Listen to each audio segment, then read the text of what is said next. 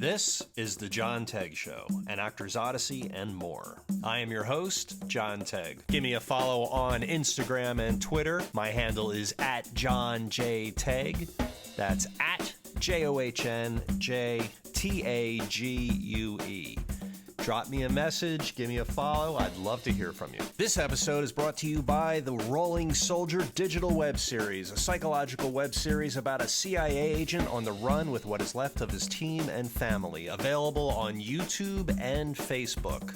Check it out. And Rising Lotus Yoga, with yoga studios available in Sherman Oaks and Newhall, California. Let joy rise. www.risinglotusyoga.com and www.risinglotusyogascv.com. Okay. Hey everybody, what's up? It's John Tague on The John Tague Show, and today I've got a very special guest, my good friend, creator, director, actor, Tony Tambi is in the house. What's up, Tony? Woohoo! What's up, John? Thanks for having me, and I hope everyone is doing great. We're all doing good, man. For those of you listening at home, or in your car or wherever, we're recording this right in the middle of the protests that are happening around us, so we're aware of all that going on, and we might talk a little bit about that, and just putting good thoughts out there for everyone. And I'm super excited to have you on the show, man. It's been a while. Yeah, we haven't talked. Since I last saw you. Yeah, it's been God, I don't know what, like 4 or 5 months since we wrapped up on Consequences. February, 1, 2, 3, 4. Yeah. Yeah. Wow. It's about 4 months. Wow. We'll talk all about that, but let's get into it, man. Let's tell everybody where you're from and how you got started and what's going on in your life. Let's start at the top. Start at the top. So, Tony Tambi is the name, but my birth name, it's Anthony Tambi Kelechi Mbwagwa. I was born in Nigeria. My mom is Nigerian, and then I moved to Cameroon when I was 7 and lived in Cameroon. Then I moved to the USA when I was 20. Okay. Lived in Minnesota for 4 years before moving to LA to pursue a career in entertainment. How did I start? How does one start? I just remember reading a lot of books. Did you want to be an actor when you were in Nigeria or in Cameroon? Was that something that you wanted to do, or yes, was that even a possibility? Yes, it is. I always thought about it, but I never had I came from a family of academics. Yeah. Like, it was something that was frowned upon right away. But as a kid, my mom put me in every single play there was, so I was always involved in arts and entertainment. And my dad used to watch movies with us. And I used to remember him, when we go to rent a movie, he would say, who is in it? So he made me understand that it's not just the movie, it's the actors in it. And if there's a certain caliber of actor in the movie, now that's a movie you need to watch. Yeah. So he always made me understand, like, excellence in movies and things like that. So I loved it, but I never thought about doing it professionally until even moving to the U.S. I went to school for accounting. I have an accounting degree, and I worked in accounting for 6 months. And I'm like, you know what? You're in the U.S. This is the one of the few places in the world where you could just do what you want to do, follow your dream, work hard, and hopefully you make it. Yeah. So after 6 months, I working in accounting in Minnesota, I packed my bags, moved out to LA. Cool. I want to go back though a little bit. I want to go back to Cameroon for just a second because I think it's really interesting. What movies were you watching? Okay, so musicals were a big deal. My Fair Lady, Sound of Music, and then all the James Bond movies. James Bond was huge, and my dad was a big fan of some of the oldest, Charles Bronson. Yeah. Okay. Steve McQueen, those type of people. But we also had in Cameroon, there was also the French influence because Cameroon is a French colony. Mm-hmm. So we got to watch a lot of movies by Alain Delon, Jean-Paul Belmondo. So those, I don't remember the names of those movies, but it was a very eclectic mix of movies. But yeah, American influence is huge, and we got to watch a lot of American movies back home, right, in addition to the stuff that was made locally as well too. Right. Yeah. And you mostly were renting films, or was there like a big Was there a big like movie house kind of scene? No movie house, no Blockbuster. What we did was we would rent. You go to like the library. Like people who had movies, it was like this big business with you go borrow a VHS tape from someone and get it back. And like, oh, what movies do you have? So I have 5 Bruce Lee movies. Okay, cool. I have 5 James Bond movies, and you do a little trade. So there was this whole network of, you knew who had what movie. I mean, there was certain movie theaters that showed a few movies, but it was a lot of Indian movies. Oh, really? And a lot of Chinese movies. Yeah, Indian movies were huge back home. Wow. Like Bollywood stuff? Yeah. Wow. Yeah. That's interesting. Yeah. I think because for us, when we wanted to watch a movie, we didn't have time to say, okay, you know what? I just want to laugh. I want a comedy, or like I want a drama story. We wanted to get the whole experience. So we loved, a lot of the Bollywood movies dealt with cultural issues, which were things that were a big deal for us compared to, movies that would deal with, Wall Street. Wall Street means nothing to somebody in Cameroon. So we loved the Bollywood movies. We loved, all the cultural references. It was just a good mix. Indian movies, Chinese movies, because martial arts is something you could relate to at any point in time. Everybody loves it. Yeah. Everybody loved those. So we had Chinese movies, Indian movies, American movies, a couple of British movies, French movies as well. So we just absorbed everything. That's very cool. Were there any actors that stuck out to you that you might have felt like were an influence to you, or that you were, respected, that later on you realized that they had a huge influence on you? It's hard to say, but I do remember loving Charles Bronson. I know I just mentioned him before because he was just cool. Yeah. It was just cool. He was tough. He didn't talk too much. Yeah. He just did what he had to do. You're talking about like the what were those films? That series of films that he had? Death Wish. Death Wish films. Do you remember? Death Wish. Do you remember him from like The Great Escape or any of those films? The Great Escape. Oh, The Great Escape was one of our it was a big deal in our house. The Great Escape, The Magnificent Seven. Yeah. Was a big those movies. Same for me, man. We watched those movies. Like those movies were always on Sundays at our house for some reason. It was like growing up, we only had like 4 channels, and on Sundays they always played the classic movies, and I guess it was like in a constant rotation that it would play like once a month, and every time The Great Escape came on or The Magnificent Seven, the whole family sat and watched it. Yeah. I love the smarts of those movies, but again, like I also enjoyed the fun of like My Fair Lady, just the whole idea of somebody from a lower class trying to learn English. We dealt with things like that because Cameroon, again, English and French are the official languages, but we have a whole subset of languages, and sometimes based on how well your English was, how good you spoke English, that was a representation of where you are in the class structure. So how many languages do you speak? I would say 1, to be honest. Well, two. English and Pidgin English, which is a broken type of English. It was the trade language that the indigenous population used to help them communicate with the colonialists when they came to African countries. Right. So it's a combination of what? So it's a combination of English and whatever is the local language in that area. Okay. So like when they were teaching us English and they would say, "I want to eat," that was a tough thing to say. So we would make it want. It became and then want. We didn't have time for double consonant endings. That's too much work. Why are you making it want? It became want. So I want eat. So that's kind of what Pidgin is. It was a simplified version of English. I want eat.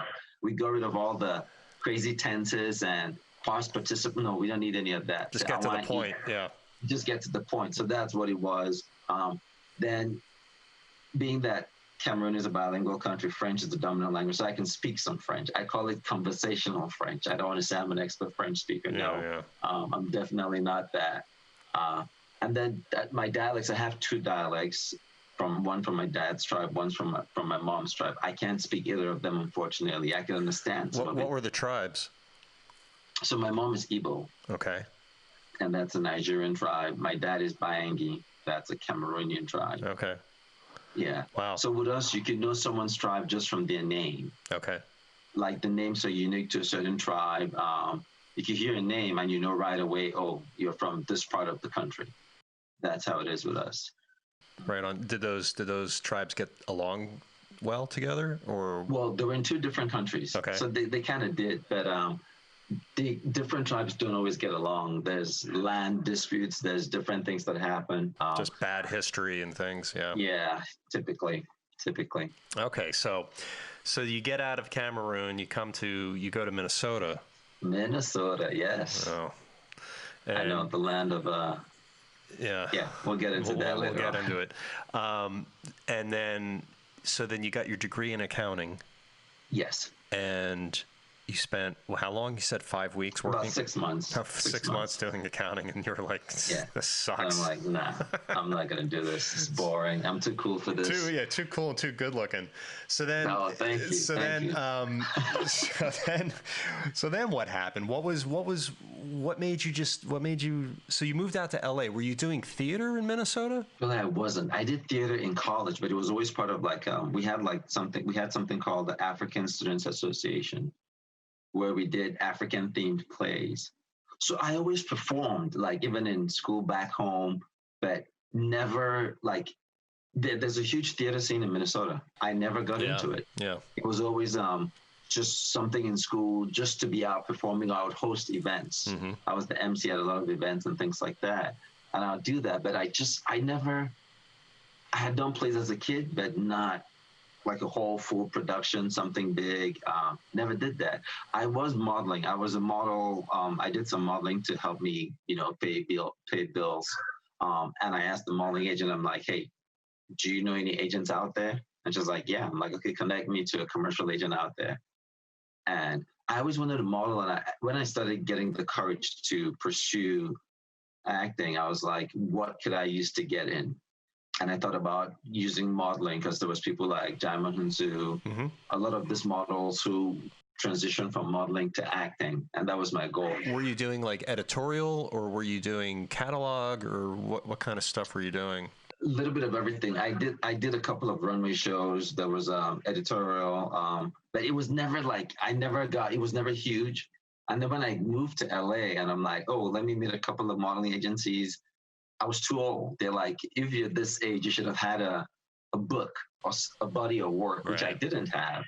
So I quickly just made sure I jumped in with the commercial agent, and I was taking classes to, get a better understanding of what acting is, what I needed to do. I had read a ton of books before coming here. I'd taken some classes back in Minnesota before moving out here. Right. But you get here and it's just a whole different world. Completely. It's completely different. So then you're out here. When did you meet your wife? Oh, so I knew my wife. We dated as kids back home. Okay. So I moved out here. I was in Minnesota. She was in Texas. We were always in communication. We started talking when I moved to the U.S. And then eventually I moved here. I had been here for about a year. And she would come visit me. Mm-hmm. And she had come to visit once, and I proposed, and that's the story. We got married, and she moved out here as well. All right, right on. So that's cool. So then she moved out with you, or she moved to get closer to you, and then and then you had some kids. Now, did you were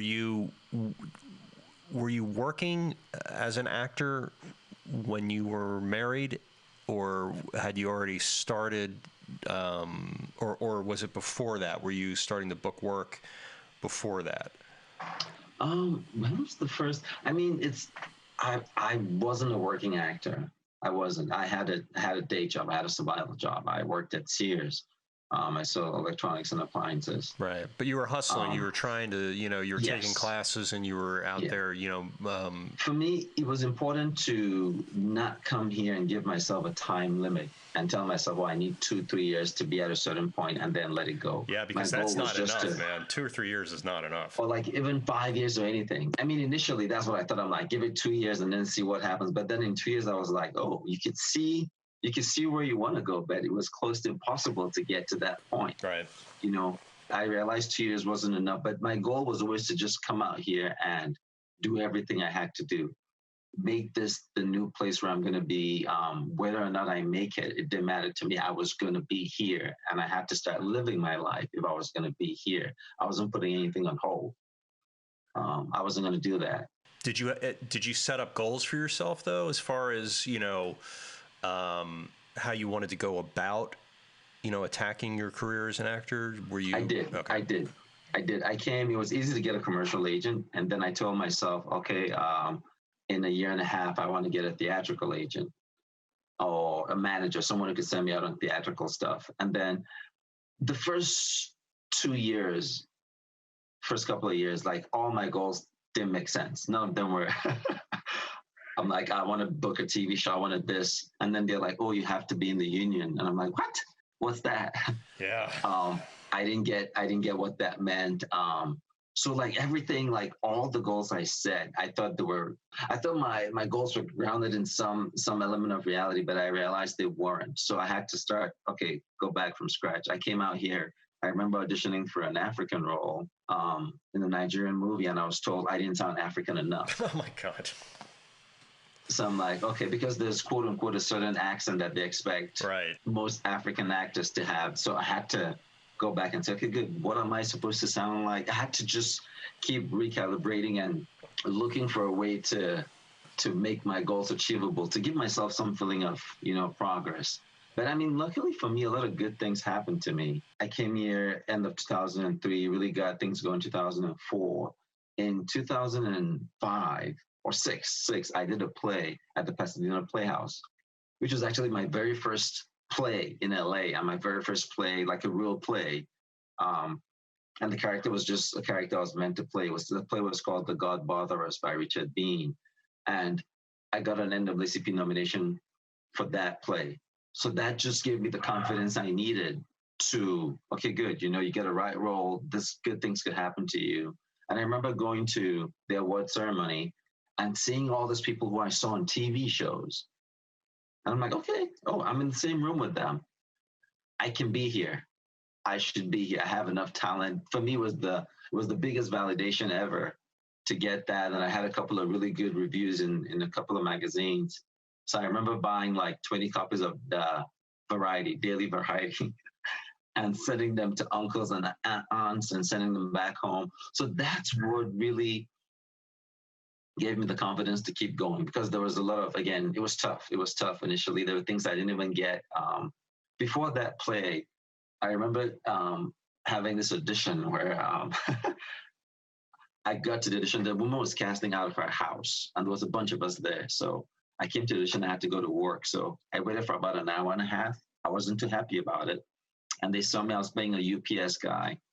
They saw me and I left. And like a week later, she calls me saying, okay, hey, Tony, we want you to read again, which it was a callback. I didn't know what a callback was.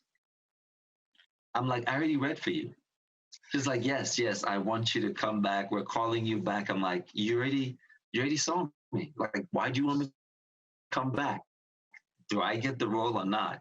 It's like, yeah, we get it. You were really good. We loved your read, and now we just want you to come back as a smaller group of people we're seeing again. I'm like, you don't have to see me again. You saw me already. Hold on, stop. Were you really giving them that attitude? Yes, I didn't know what a callback was, because so far for me, right, I'd done a couple of auditions. I didn't get any callbacks before. And then like in with modeling, or like everything I'd done from Minnesota, when you went for an audition, you got it or you didn't get it. Right. So I really didn't know what a callback was. Oh, that's funny. So I remember this poor lady. It's actually Moment Bowling Casting. Oh, okay. Yeah. I remember her like trying to explain to me, because she's like, it's okay. I'm like, yeah, I was there the last time and I had to wait for 1 hour. She's like, yeah, I'm sorry about that. We were running behind. And I'm like, yeah, I'm not, I really don't want to come back. Anyways, when do you want me to come back? And she gives me a date and I'm like, yeah, I'm going to be working. Like my schedule was already out and she's like, okay, bye. But it took me about, a month or 2 months later where I realized that was a callback and you're supposed to go to callback. So yeah, that was stupid. Well, it's like, trial by fire. You got to learn the hard way, So I'm trying to think what year it was that me and you were in acting class together. I think it had to be somewhere around 10. Yeah, I think so. 9. Yeah. It was definitely, I think it was 2010 or 2009. And that's when we met. We were studying with Alice Carter. And yes. And I remember you did a scene from what was the name of the film? I think it was a George Clooney film. I can't remember what the name of it was, but you were so good, and I was like, Jesus, that guy's really good. Oh, thanks, John. And you just made a huge impression on me. And I remember we hit it off, but we didn't really, we weren't around long enough to get to know each other. Yeah, because you left. Yeah, I think.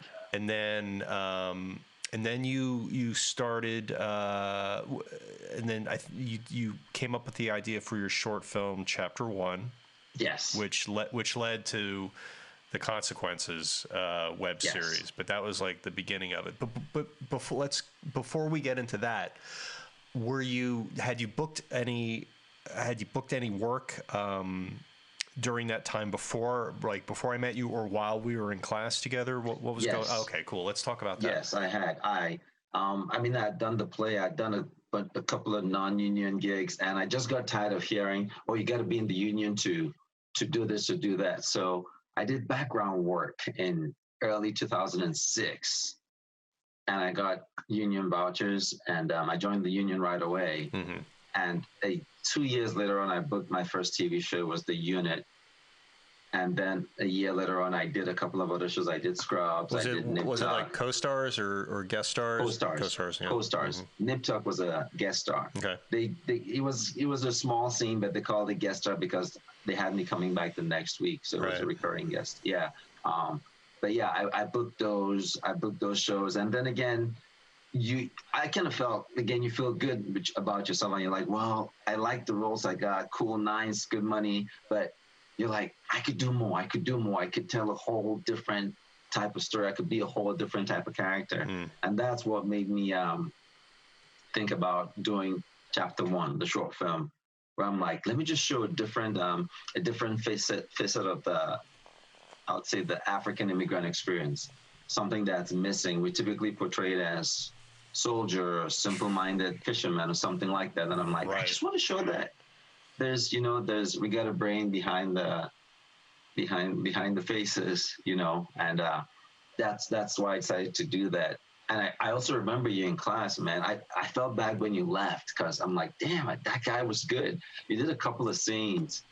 I think you did.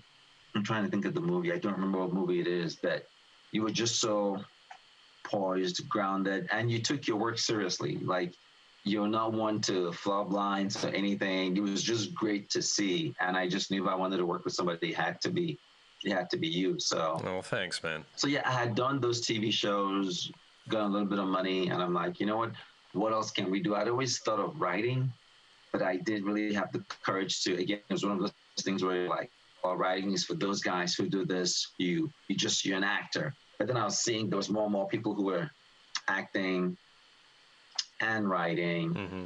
and I'm like, you know what? Let's give it a shot. Let's do this. So that was my first foray into trying to create something and get it done. A lot of mistakes along the way. You had a community of other African actors and artists around you at the time too, right? Yes. When did that start? And can we talk a little bit about that? Yeah. So there was a group. Well, initially I wasn't so sure. I had a few friends that were, because you meet them at auditions. Other African actors, you meet them at auditions. We're all competing for the same roles.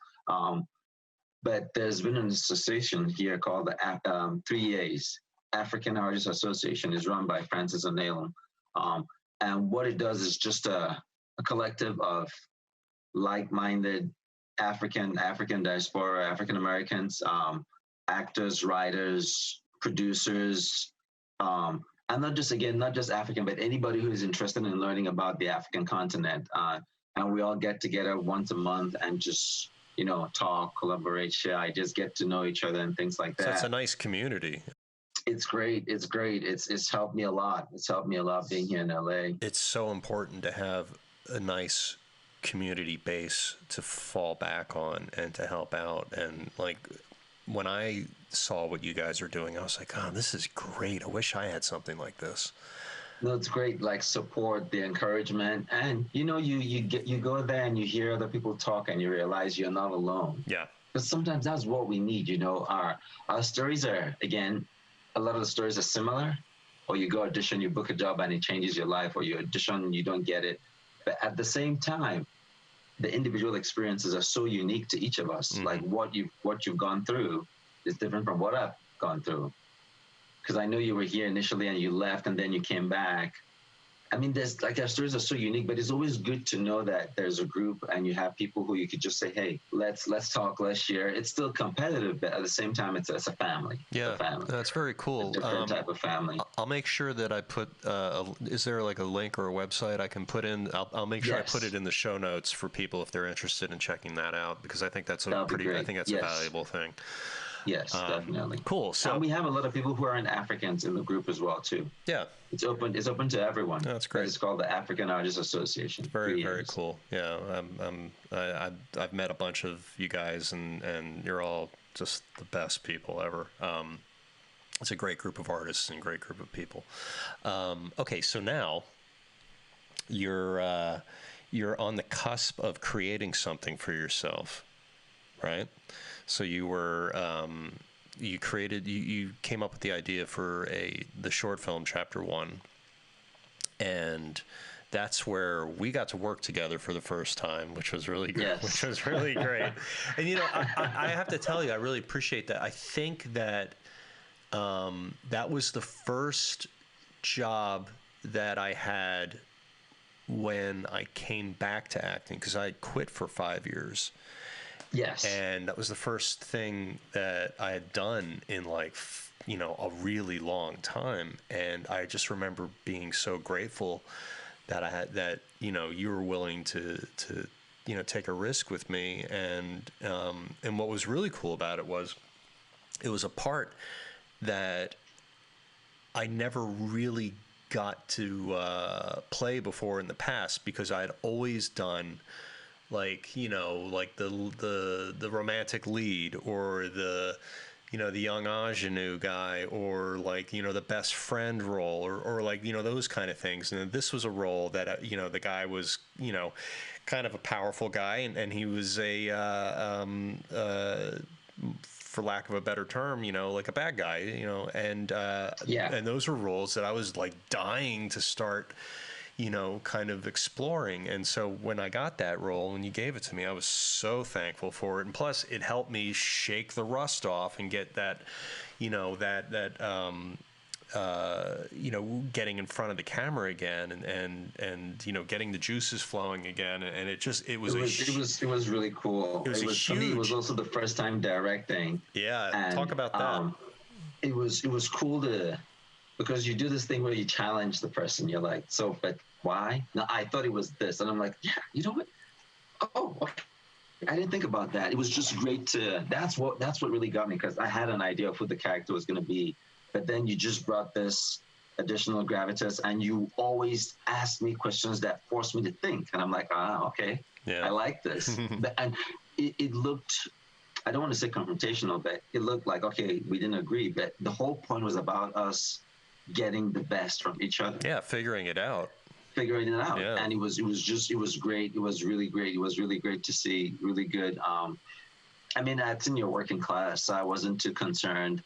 For me, it was about the look, the attitude, say certain things. You added so much more of the attitude. You added so many cool little things. I mean, I'm watching you just reminded me, because a lot of times you want the director's permission to do something, right? When you're in a show, it could be a play, it could be anything. A lot of times, as a beginning actor, You want that.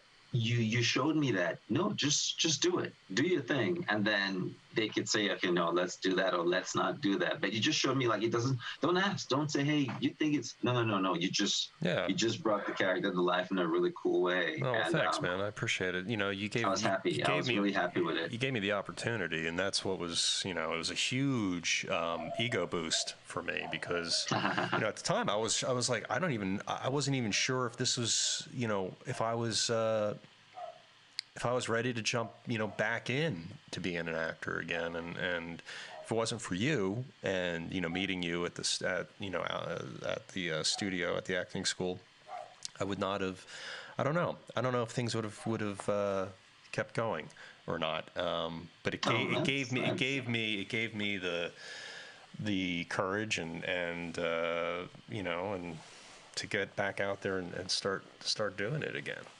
No, I'm glad I did. No, you had to be out there. You're really, like, I've seen your work. Again, like I say, I don't even think twice about it. Once I need a certain type of role or a certain type of look, I'm like, let's see how John can. Let's see if John can do this. I don't even think twice about it. No, you're the best. Because I know you're going to do the work. I know you're going to do. I know you're going to go above and beyond and always bring something else to it. So I'm not concerned. Well, thanks, man. And from there, like for me, that's when right around that time, I started thinking about, creating my web series, The Rolling Soldier. And I had a part for you in it. And I don't know what had happened. I don't know if you couldn't do it or I can't remember what. I don't remember what happened. I remember we talked about it, but we couldn't figure it out. I think somehow. It was a schedule thing, but I'm gonna get you back. Don't worry. I'll get you. I'll get you. I'm right here. I'll get you, man. I'm gonna put you. I'm gonna torture you into something that I create. That's down the road, but okay. So then, so what happened next? Then we kind of, there was some space in between where I hadn't seen you in a while, and let's fill in the gap there. So what's happened? What happened in that time? What happened? So I went through this phase where I've done the short film. I'm feeling really good. I had a couple of TV credits. NAACP nomination. I'm like, you know what, this is good. And it's getting close to 10 years in LA for me. Like it's 7, 8, 9, and I'm like, oh snaps! Like I haven't booked a TV role in a while. Yeah. When I had my little stint where I booked all those shows, I had some change of representation. Like little things happen here and there. My first daughter was born, and I sort of fell off the map. Mm-hmm. Well, that happens. You have kids. It's like your whole focus. I mean, shifts. again, I was auditioning. I would get put on hold, but then I wasn't booking, and I would panic. I'm like, okay, good, new headshots, change your look, change this, change that, and that's what was happening. Like I just sort of gradually started realizing, oh, I'm not booking. There was really nothing great happening, and I had my job at Sears. I was a supervisor then, and I felt like it was taken away from what I was trying to do because as a supervisor, you have more responsibilities. And I missed a couple of auditions. So in 2013, I quit. I quit my job because. How did that go down? How did your family take that? Well, I talked about it with my wife. I told her, and again, we had a transition. They were trying to get me to take a different job and not really give me more money. It was a bunch of things. I'm like, okay, this is not going to be worth it. Childcare had become a problem, and I'm like, well, somebody needs to be home to be with the kids. So it was a conversation, and I'm like, you know what? I need to figure out something else to do. I need to figure out a different way around this, or a job that was more accommodating to what I was trying to do. Because previously it worked, but then at a certain point in time, it just wasn't working anymore. So I quit. I stayed home, and that made me go through all my little notes, like acting wise. I'm like, okay, good. I'm knocking my head against the pavement and not really going anywhere. Like, what else? I can't keep waiting for the audition because my life was all about auditions. I'm like, when's the next audition will come? I'll be so amped up, and then I would I'm like, I need to look for a way to not depend on the auditions. I need to find another way to be creative. Yeah. So with the success of chapter 1, we had got into a bunch of festivals, and I'm like, oh, you know what? You could keep writing. And I'm like, what stories could I explore? And I decided to, that's when I wrote a feature film called Letter from the President. Cool. A script about this kid who comes to the U.S. to live with his American dad, an African kid who comes to the U.S. to live with his American dad and has to deal with being Black in America, you know, because in Africa, in Cameroon, I'm not Black, I'm just Cameroonian. Right. But then when you come to the U.S., you are Black. So it was just, so that's what the kid deals with. So I'm like, I wrote that. I'm like, okay, not bad. I got into some contests. It was really good. I was down to the final, and we got to pitch to the creators of the competition.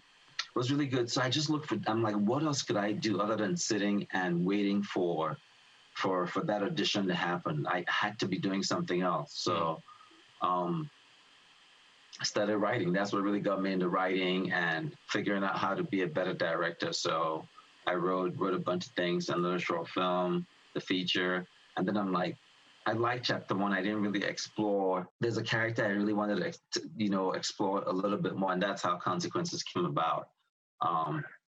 So like in chapter 1 is about this guy who wants her boyfriend to kill. This woman wants her boyfriend to kill her husband, and she promises him, she'll marry him and fix his immigration status. However, he was a internet scammer, and he scams her and the husband out of money and takes off. So I'm like, oh, you know what? It would be cool to explore that story, that aspect a little bit. So that's how I came about with going from chapter 1 to Consequences, the pilot. I couldn't pick a genre that I wanted to write in. I did a feature, I did a TV pilot, I did a short play, and another short film. And then the TV pilot is, I think we did a reading at the African Artists Association. That was sponsored by them. They helped organize that. Right. Because what they were doing then, and they'll probably go back to it again, is every month, writers had a chance to bring people in together in a space and just read your script out aloud, so you could get back on it and work it and get it better and all of that. So I don't. What year did we do that reading? It was. I'm trying to remember because I think it was right after I finished shooting The Rolling Soldier, because I remember Yes. you had Elisa Alapak was there. Elisa and Adam. Yep, that's right. And Adam Lopez was there as well. Yeah, that's right. Yeah, I think. What year was The Rolling Soldier? Well, 14? We finished shooting it in 2015. 15, okay. And then it didn't really get out into the world until 2016, or to the end of 2015, 2016. So yeah, it must have been right around that time. Yeah. Yeah, it was right about then. And I remember because it was a feature script, right? A pilot, yeah. And I remember I was like, "This is great! Like this is so cool," because it was such a unique story. Because you're learning about these scammers and kind of the whole way of how that operates and how deep it goes. I thought this could be really, really cool. I don't remember the part though. I think I read for a bad guy, didn't I? No, not for that one. You were a good guy. Oh, did you? Oh, you know what? Maybe you did. I think I was somebody you guys were trying to scam when we did the reading. I think you were the same guy from the short film. Okay. Like the similar character from the short film. Yeah. Yeah, that's right. Yes, you were. I don't remember what roles, how he did it. But I just felt like even with when we did chapter 1, I just felt like that bad guy role, even though you nailed it, I'm like, there's just so much more that you could bring to it. And again, being a bad guy is sort of limiting in a lot of ways. And for me, I felt like I was treating it like a real TV show. I had like goals of it, going the distance. And to me, I'm like, no, let's get somebody who can go the distance. That's what I felt like, instead of a one-off character. So when did you decide that you wanted to kind of approach it as a web series? Okay, so we did that table read. I got a lot of great feedback. I loved how it read, and that whole time I've been submitting it to different competitions. I got placed like semi-finalist, quarterfinalist. Trying to get it into the hands of a few people, and I didn't really build any traction. but I felt like it was a really, really cool story that I could tell. Yeah. And I asked myself, so, but how else? I can't shoot a pilot. I don't have money to shoot a pilot. It's impossible to shoot a pilot. Yeah. I'm like, but what else so can expensive. I do? It's so crazy expensive, man. I'm not going to think about it. Yeah, it's nuts. So I figured out, I'm like, well, you know what? Everybody's talking about web series, like the web series. So I got into contact with a bunch of people, started asking feedback on a web series. And everybody was like, yeah, you can't have web series is simple. You got to keep it simple. You can't have five characters. That's too much. It's really complicated. It's this, it's that. I'm like, I have to do it that way. That's the story. That's the story. I even got a lot of feedback with people in terms of the kind of African characters I was trying to portray.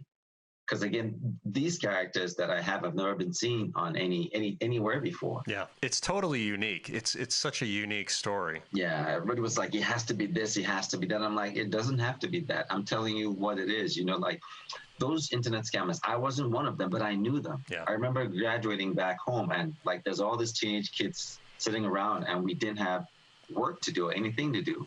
Mm-hmm. And the internet was going crazy. So we were at internet cafes and you pay some money and you get an hour or so. And they're like, oh, you can just get email addresses from here or there and just email these people. It was a numbers game. Email 100. So you were seeing all that going on around you? Yeah.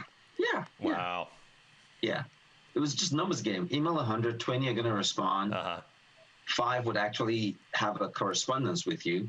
And out of the 5, 2 are going to give you money.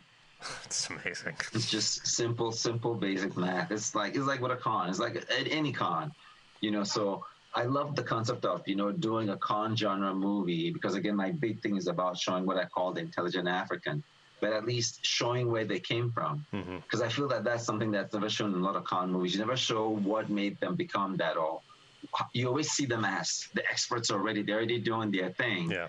And I like the idea of a web series where these guys are trying to transition from what they did on the keyboards to actually bringing it, giving those people in the emails a face and a voice. Yeah. So that was the whole point, starting out, making mistakes, you know, the conception. Yeah. So that was the whole idea with doing that, doing the web series. But I felt that if you scale back your vision, you could do a web series, less money, you know, without having the elaborate setup that I had for the pilot. Right. And also, you know, it helps develop an audience because you're not dealing with like somebody holding the film back and saying, you know, no, we're just going to put this on the shelf or whatever. You know, it's like you shoot it and then you release it and then you see if people dig it and then it can have its own life. I thought about it and I had just booked the commercial and I'm like, oh, good, I got some money. Yeah. So I put some money in to do the first episode, and then I used the first episode to help me get crowdfunding for the remaining 6. So we didn't get all the money we wanted, but we got enough. We scraped by. Yeah, man. All right. We got enough to get it out there, and then so the web series is 7 episodes. Tell us who's in it. Oh, nice. The web series. So you got me in it. You got Bamba John Bamba, Constance Ajuma, Ebony Adams, and the one and only Mr. John Tague himself. Holding it down. Well, that's what he does, man. Every movie needs some John Tague in it. Come on. Every movie needs that. We had a blast shooting that. I remember when we shot the first season, I was like, this is just way too much fun. Plus, you know, your catering was always really good. The catering, the food was amazing.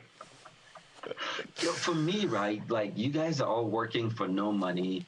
You're doing something where you've left your house, your work, your family to come hang with me to do this thing that's, you know, it may or may not go anywhere. And I'm like, well, what's the one thing you're in control of? You know, instead of spending, you know, $1 for food, you can make it $3 and just make it nice. Yeah. So that's how I see it. I always try to make sure the food is decent. As long as you got coffee and everybody is fed, I think you could make a movie. You know what I mean? I wish it was that easy, but but I mean, it's a big part of it, you know, keeping people happy. You know, I think, you know, on set, having a happy set, and that means like having, you know, like the little things mean a lot to everybody. And you know, we all, you know. And my sets, I try to I try to joke a lot. I try to make it a light set, and we're all having fun. Doesn't always work out that way, but that's Well, the it's goal. it's one of those things. It's making movies or any kind of narrative story is not going to be easy. It's hard because you're dealing with a lot of I and I'd like to know what you think. And I've talked about my experience, directing and acting in my project, how difficult that was. I'd really like to know what your experience was being a director, a writer, and an actor, and a producer on Consequences, and what that experience was like for you. Well, I love it. My thing, first of all, is to be able to work with my friends. For me, that's what I think. If you could be with people who you like hanging out with, Yeah. and you guys are creating something, it doesn't get better than that. So I love the fact that being a producer, I'm able to get these people together. As a writer, I love the fact that I'm writing roles specifically for people. In season 1, I wrote the roles. In season 2, I wrote for you based on what you had done, based on because you brought a certain comedic aspect to the character that I was never thinking of. Comedy is hard. I don't attempt comedy. I don't try to write comedy. No, it's just too hard. Right. And there was like so many comedic elements you brought. So I try to include that now. So, I mean, the writing part is easy, especially when you see people bring what you wrote to life. There's nothing more, like my head can't get any bigger when you guys do that, and when you guys do it well, like you typically do, like you and a lot of the cast members.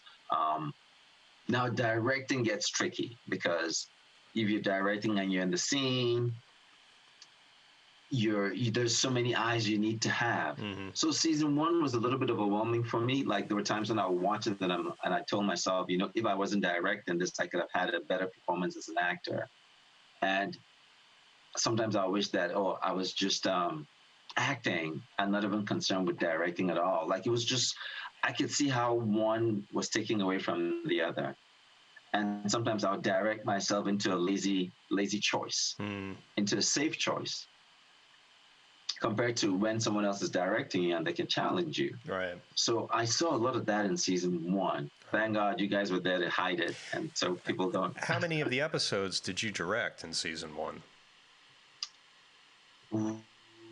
4. 4. Okay. 4. I did the first one, and then the remaining 6, Bamba John did 2, and then Sade did 1. Right. Actually, I wanted Sade to direct 2 episodes, but her scheduling didn't allow her to do it. Right. But yes, I did 4 out of the 7 episodes. For me, it was important to do the first one. It was important to do the last one because I felt no one would get what I was trying to do. And there was somewhere there were very specific elements in there. Again, being with the unique nature of the show and the unique nature of the topic we're dealing with, there were just some things that I felt it would be best if I directed them. So I did 4, but in season 2, I direct 2 episodes, just 2. Wow. I thought for some reason, I thought you directed more than 2. No, just 2. I did the first one, and I co-directed the 5th one with Bamba. Okay. What was it like for you as a producer, assembling, a team and finding money, and how was that experience for you? Oh, it's crazy. It's crazy. It's a lot of work, but it's when you believe in what you want to do, you have no choice but to do it. No one else is going to do it for you. And that's one thing I know I could do. I can't edit. I can't do a whole bunch of different things, but at least I know I could get the team together. That I could do. That I love doing. Sometimes you feel like there's no way, but the good thing is there's always people who show up from one place or the other and they help you out. You get, for every one person who says no, there's 2 people who are saying yes.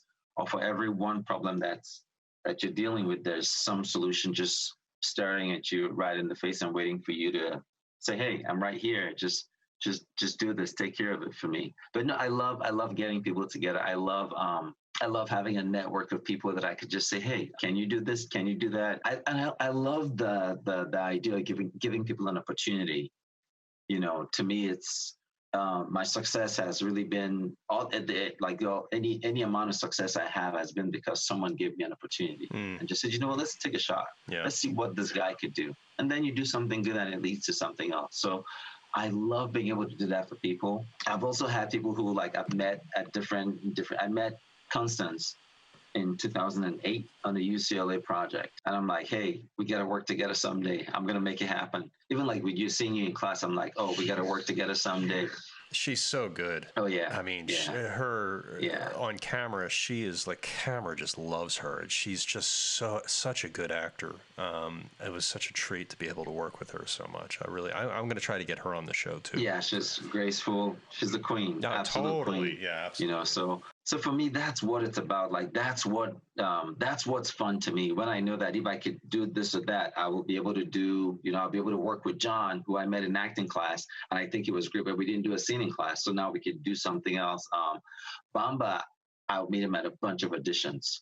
Sometimes he books, sometimes I book. And I'm like, you keep taking a lot of my roles from me, but hey, there's something we could do. To me, that's what it's about, giving someone an opportunity, because that's what's happened to me.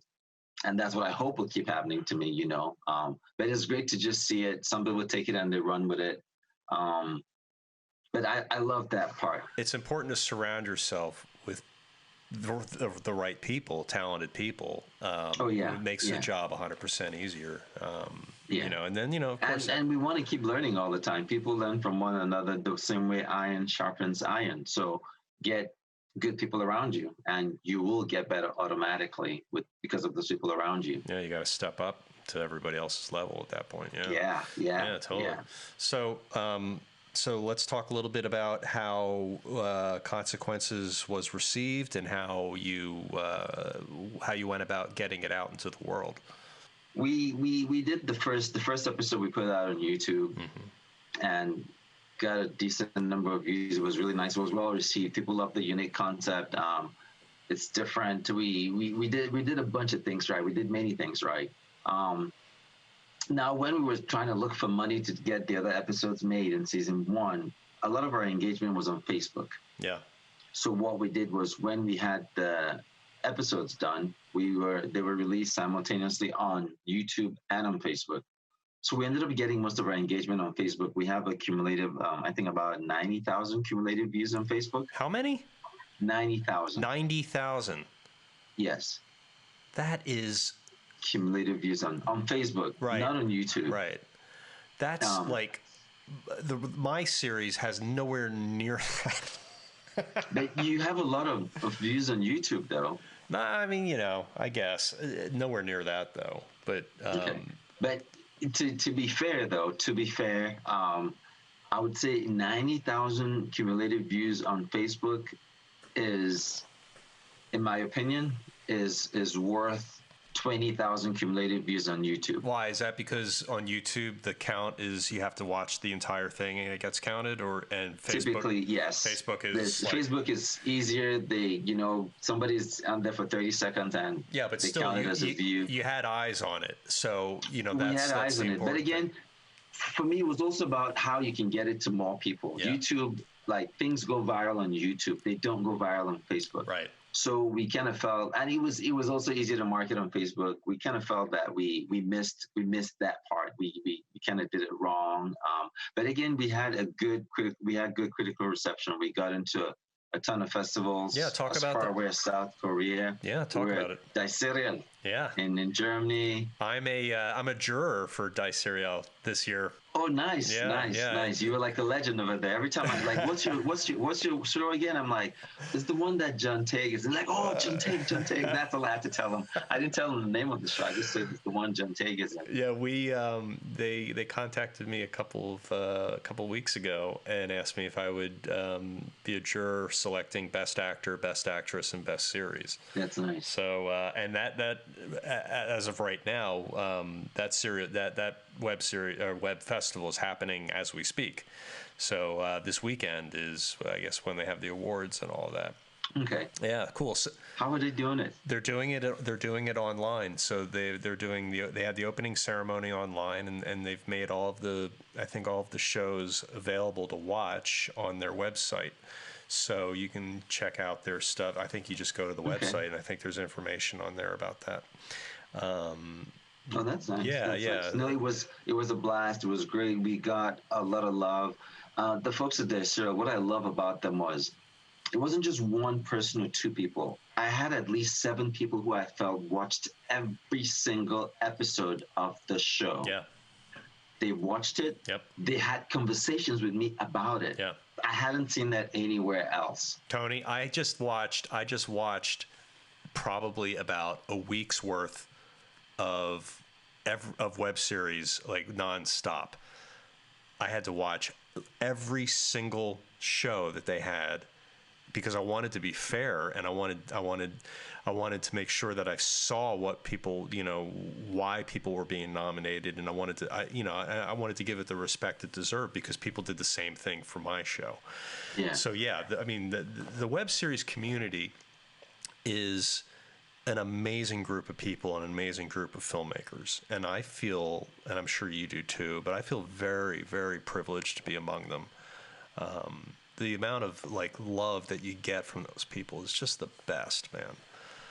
So I highly recommend people do web series. I think it's the new punk rock, and I think it's the thing that, I just think it's an art, and it's a medium now that is important now more than ever, I think. Yeah, it's letting you get your story told. Before it was just a short film. Right. But the whole point now is instead of doing a short film, not every character or story can be done justice with 10, 9, 10, 11, 12 minutes. Right. Sometimes you need a little bit more than that, and a web series gives you that opportunity to just grow that character, give the character the arc, tell the whole story.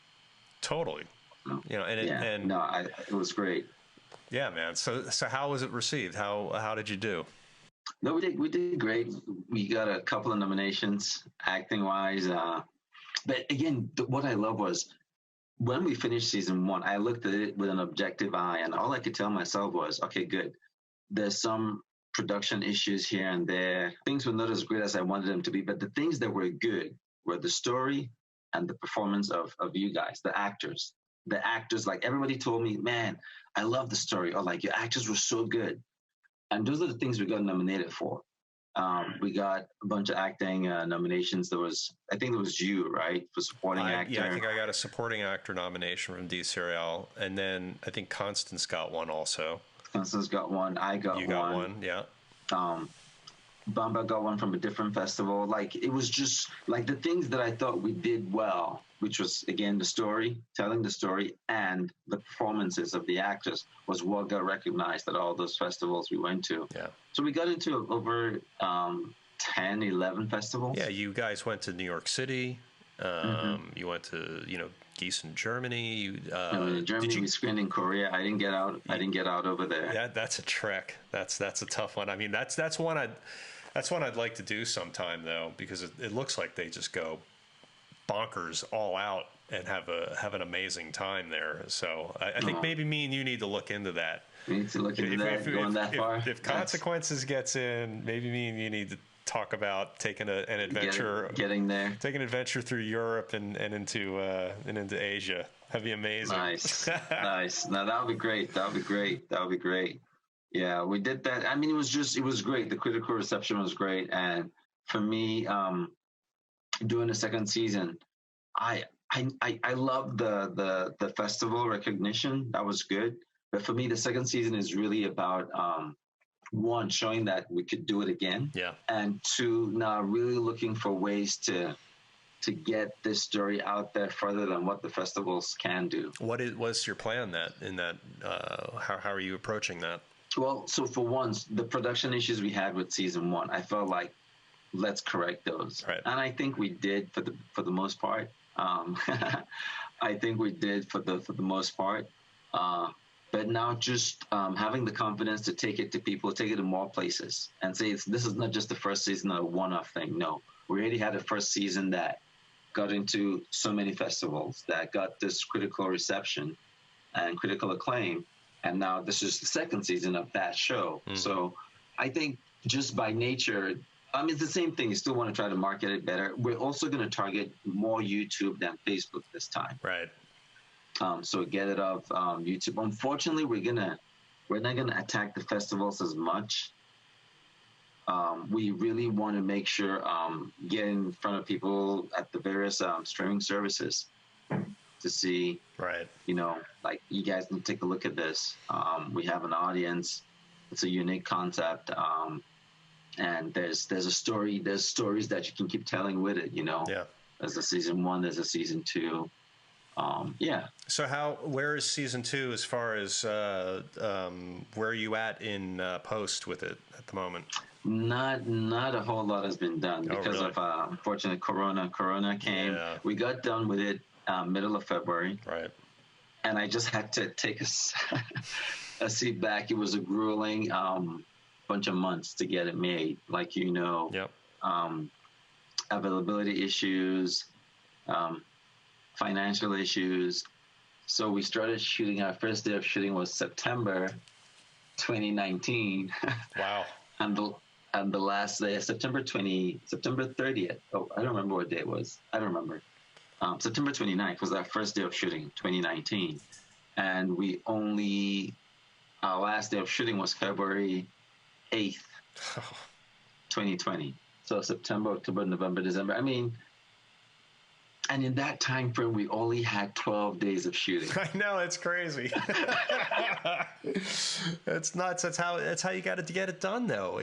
There's no other way to do it sometimes. It'd be great if, like, you could do like a 2-week shoot and have everyone, drop everything they're doing and lock in and do it, but it's just not the way that beast operates. You got everyone's got schedules and everyone's got things going on, and it's very hard to wrangle everybody. And you had a pretty big cast, so dealing with a lot we did dealing with a lot of cast people and and there's always like a rotation of different crew guys that you gotta, like, okay, we don't have this guy this week, we gotta get another guy. No, but thank you for your patience. Thanks for coming through with it. Remember the last day? I thought I wasn't going to have you for the last day. Yeah. But you did. You came through. I wasn't going to leave you hanging. I wanted you to sweat a little bit, but a little bit. Dude, from before I started doing this, I was sweating. It was a sweating process. Every day I was sweating. Yeah. Every day. This was really, like, season 2 was stressful, I think. Yeah. Because I had big aspirations for it. I had bigger goals. If you remember in season 1, the only time where the 5 leads were together was at the very end. Yeah. And it's for like a 1 or 2 minute scene. Yeah. But in this one, I felt it was important to really show that the team has come together. Yeah. Even though there's drama in the team, but I just felt, so we had all those scenes with all 5 of us, and getting all of us on the same day, same time was just painstaking experience. Yeah. But thank you guys so much. The cast, the crew really came together. How many pages? And we did it. How many pages were you averaging per day, do you think? Every day was different. So technically this script is 70 pages and we shot it in 12 days.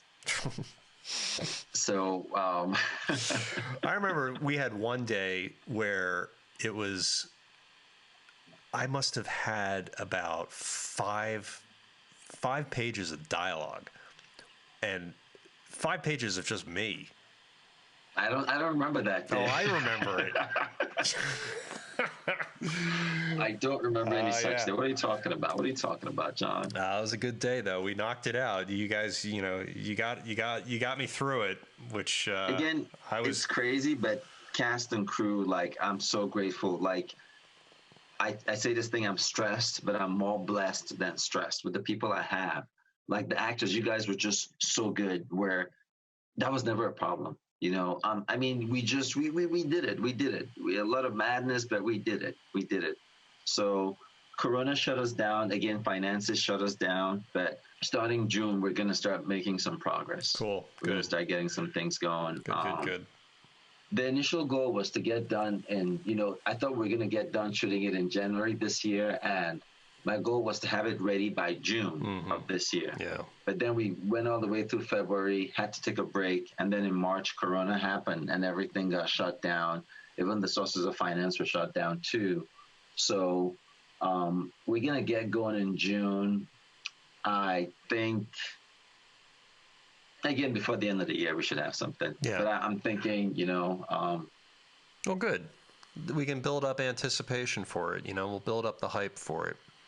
Definitely. It's going to be great. I'm really excited with what we did with the second season and the performances again and the story. We stepped everything up in the second season. Yeah. So I'm really excited for people to get a chance to see it and to watch it. And the production value is much better, and the locations are sweet, and everybody's more dialed in. I think it's going to be a much better.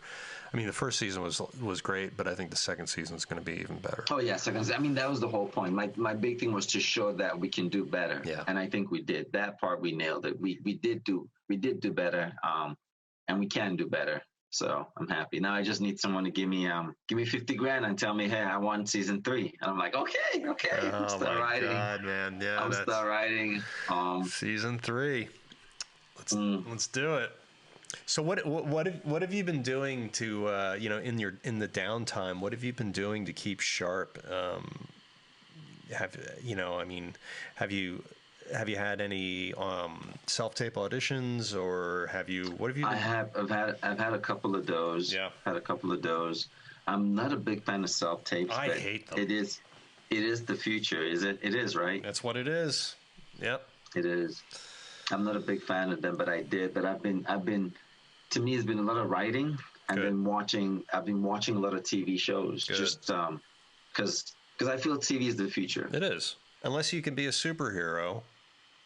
And because that seems to be, and don't get me wrong, those movies are a lot of fun, but blockbuster, movies are the only thing that are filling up cinemas right now. And all the good writers and all the guys that can't get their movies made are writing for television.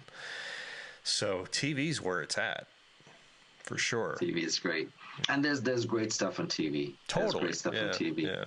So for me, it's been a lot of trying to stay healthy. Obviously, a lot of writing, a couple of self-tape editions, but it's been a lot of watching, reading, medicating myself. Did you say medicating yourself? Educating. Oh. I was like, what? You're self-medicating? No, not self-medicating. I'm not. No, just water. Good. Just water. Good. Education. Just educating myself. I hear you. That's all.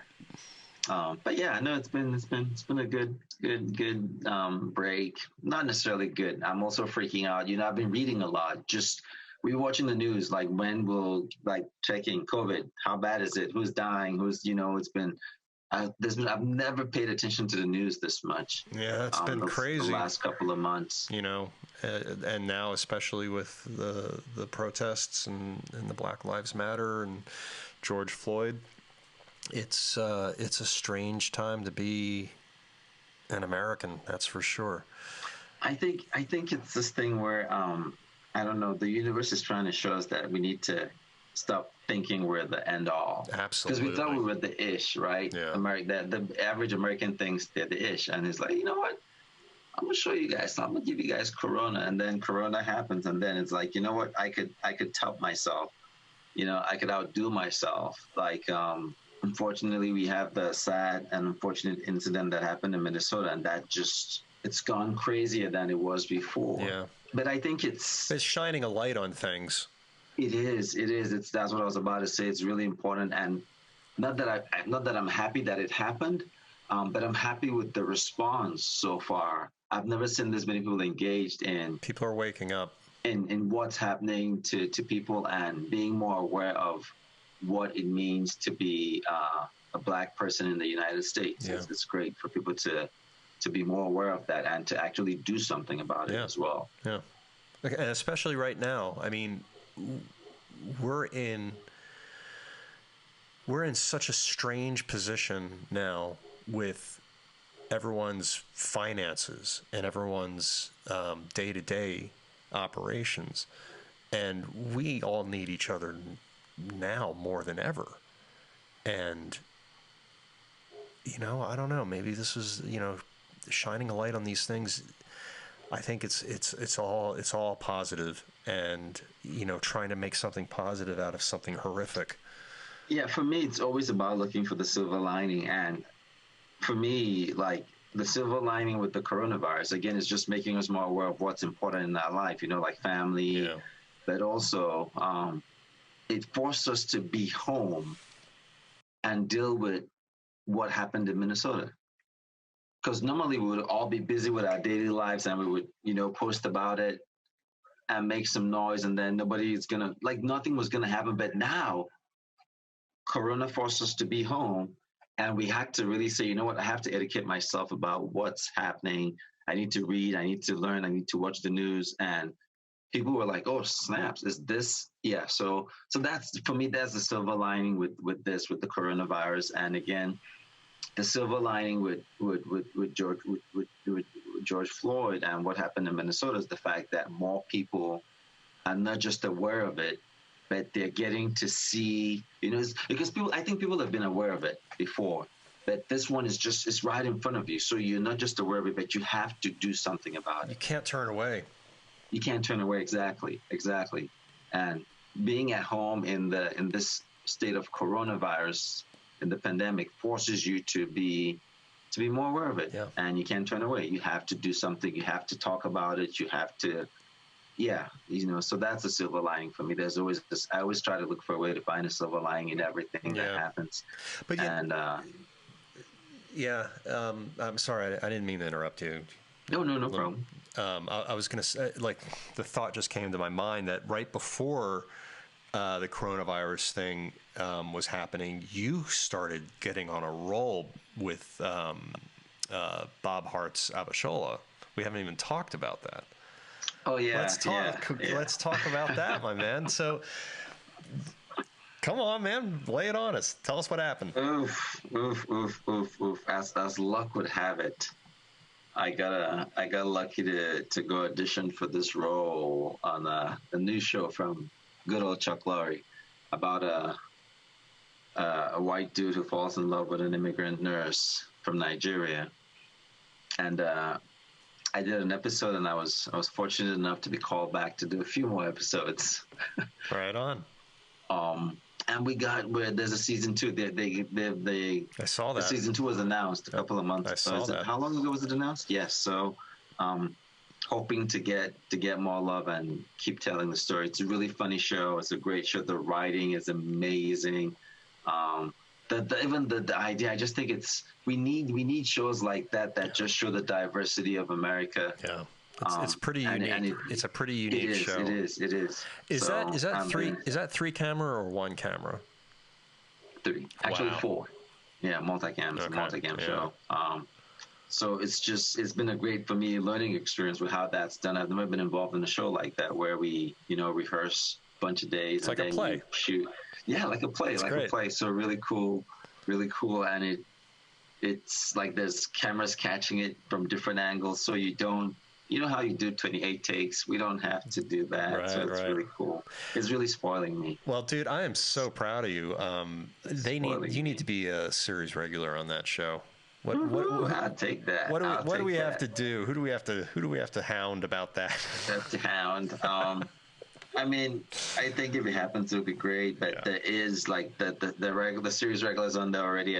They're doing an amazing job. So I'll be glad to go assist them. But they're doing an amazing job already. Well, it's just maybe a spinoff. It's been beautiful. Maybe a spinoff show. Maybe a spinoff show that you start. Oh wow! I like that, John. You need to put that out there. Please talk to them. I need my own spinoff. Yeah, man. Let's do it. That's nice. But I'm super proud of you. So what is it? That's on CBS, right? CBS Mondays, and we have the same time slot that we had last year, so it's going to be Mondays 8:30. Cool. And is it streaming anywhere right now? Or is it on the CBS All Access? It's on CBS All Access. Yes, that's good. Yes, so you can watch it. Yeah, right on. Yeah, man, I'm so proud of you for that. That's such great work. Well, thank you. It was just one quick note. The last time I booked a show on TV was in 2009. And it's taking me 10 years before if I'm back on TV. Again, things have happened in that time period. I've booked different things, but right. For a lot of actors, TV is your bread and butter. TV is really what could help you get to that next level. Yeah. TV is important. And so, but it's been 10 years since I've been on TV. So, and you stuck it out, crazy. man. Yeah, I had no choice to. I just had to keep going. That's what it takes. It's, and a lot of people, they don't have it in them to hang in there for that long, and it just is a testament to you and your talent. Oh, thank you. I mean, you have to have a supportive network, like the family I have, the friends I have. Mm-hmm. But you also have to look for ways to give yourself a break. Like when I make a goal, like I could write down, the goal is to book the role of John Tague on the John Tague Show, right? And then I don't book. I go back and I cancel what I wrote down and say the role was to have a good audition. Right, it's the journey. If that makes sense. It's the journey. Yeah, so I keep looking for ways to encourage myself. It's not about like I wanted to get this, but I didn't get it. But I have this belief that success comes in a lot smaller portions than people realize. Yeah. So always keep looking for that way, or that thing that looks successful to you. Keep changing your goal. Right. Not cheating, but just keep reevaluating, keep changing it. Yeah, correct. It's not always going to be what you want. You have to correct course. Mm-hmm. You might not get to what you wanted, but it might lead you someplace else. You never know. always be honest with what you're doing. Yeah. Like if it was bad, say it was bad. Don't come out of the audition and be like, "Yeah, they were supposed to call me," when you went in there and you sucked. Like just like honesty, being self-aware. Like you have to be honest with yourself. You really have to be, and that helps you to. You tell yourself, this is what I need. Okay, this is what I could work on. Okay, this is not working for me. I need to put my energy into this. You have to look for ways to stay positive, to be honest. And again, self-aware and self-correct. Mm-hmm.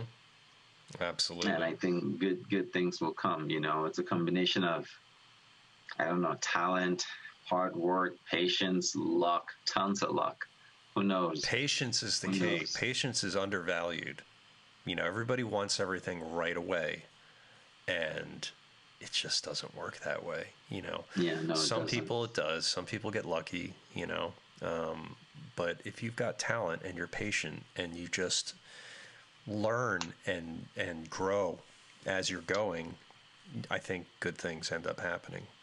I think so too. I think you're living proof of that, my friend. So listen, man, it's been great. We've been going for an hour and a half. Oh, we have? Yeah. Oh, wow. Okay. I think we should wrap it up. Do you got anything else you want to add to? What else? No, just it's a crazy journey that we decide to go on. But again, be honest with what you can do. You have to know your talent better than anyone else. If someone tells you on a scale of 1 to 10, you're a 9 out of 10 talent-wise, you need to know if you're a 6 or you're an 8 or if you're actually a 10. Like, don't like, you can listen to what people say. Those are opinions, but you have to be really clear with who you are. If you don't know who you are, you're never really going to go, I think, anywhere. You have to be aware of what you're doing. Again, just a reminder of the times we're in. Let's love each other more. Let's be more respectful to one another. And we're all the same people, man. Underneath, we're all the same blood and bones. We're all the same. Well, I love you, brother. Love you too, man. Appreciate it. Thanks for having me again. Thanks for having me on here. It's been my pleasure. I'll make sure that we put all of your Instagram stuff and all that. And why don't you talk about where we can find you if people want to look you up? And Instagram, Tony Tambi. I'm on Facebook. I'm on Instagram. Are you on Twitter? I am on Twitter as well. All right, cool. I'll make sure I put all those links in there for you. Well, listen, man, thank you so much for coming on. I miss you. I miss your beautiful face. I miss your beautiful face too, John. Man, I wish I can't wait for all this to end so we can get back to work and finish what we started and have new adventures together. Definitely. Yeah. All right, brother. Hey, I hope you enjoyed that. If you did, go ahead and hit subscribe. Also, give me a follow on Instagram at JOHNJTAGUE and on Twitter, same handle at JOHNJTAGUE.